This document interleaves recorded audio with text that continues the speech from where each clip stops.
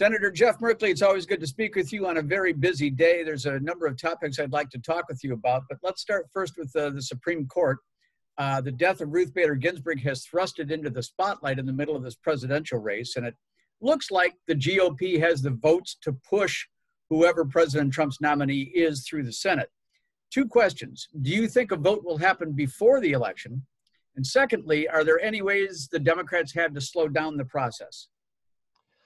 Well, I think that the moment Mitch McConnell has 50 votes lined up, he'll want to hold the vote. He'll be pressed to do that because of the concern that something might happen in the world that could change that dynamic. Maybe one of the Republicans decides to exercise a position consistent with what they argued 4 years ago, for example.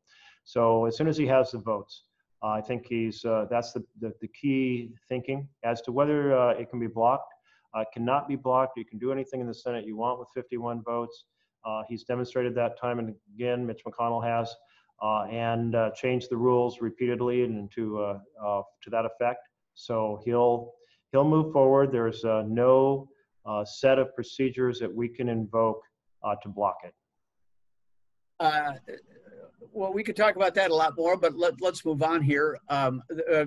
Breaking news, maybe you've heard the Breonna Taylor indictments were just handed down. One officer in Louisville, Kentucky is being charged with 3 counts of wanton endangerment. Do you have any immediate thoughts about this? It's really important that there be a trial, that there be a thorough review and discussion. And the idea you can be in your bed, in your home, have somebody bust down your door and shoot you is just horrific. So I know there's a lot of circumstances that will be brought to bear, a lot of information brought to bear, but there needs to be accountability in a fair, thorough public trial. And so I know America will pay attention. Meanwhile, we need to end these no-knock warrants that led to this type of situation. Moving on to a different area of law enforcement. Earlier this week, the Department of Justice designated Portland, Seattle, and New York as anarchist cities. And Attorney General William Barr said they cannot permit federal tax dollars to flow into cities that allow violence. Please share your thoughts about that particular designation and Attorney General William Barr. Well, the Attorney General is not exercising his role as the top law officer. It's like he's a full-time on the presidential campaign. He's trying to reinforce this argument that Trump is making, that cities have deliberately cultivated violence. Of course, we have had violence. We have people on the far right and people on the far left who have liked to fight, or Portland's worked very hard to try to manage that situation. And then Trump made it much worse by sending in a paramilitary style force, violating the civil rights of thousands of peaceful protesters, which really appropriately infuriated people with their civil rights being compromised by the secret police style tactics of the president and William Barr. But this is an ongoing part of his positioning for the campaign. It's one of a whole host of things the Attorney General has done that look absolutely political and undermine the whole notion of equal justice under law.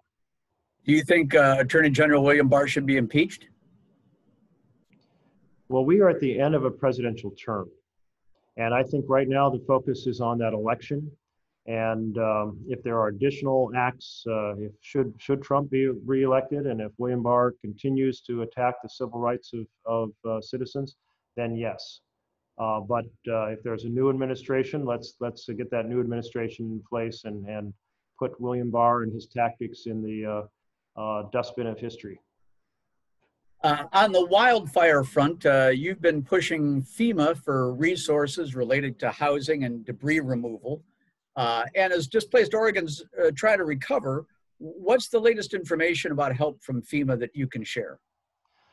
Well, we did get the disaster declarations in place, and then the governor asked for more firefighting forces.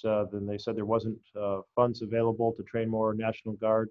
I weighed in, I got those funds, they've gotten the training, and as of now, I'm told that the additional 250 members of National Guard are being deployed for a total, I think it's 625, I believe it is, that we have being deployed of our Oregon National Guard. So that's helpful. On the housing front, we've said do everything you can.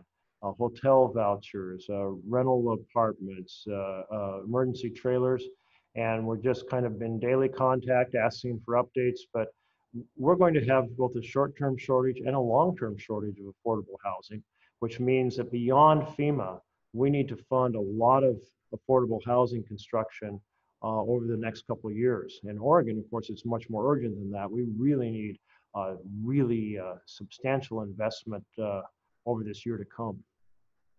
Well, Senator, we covered a lot of ground in a very short period of time. I know you're a very busy man, and we appreciate you giving us a few minutes of your time today.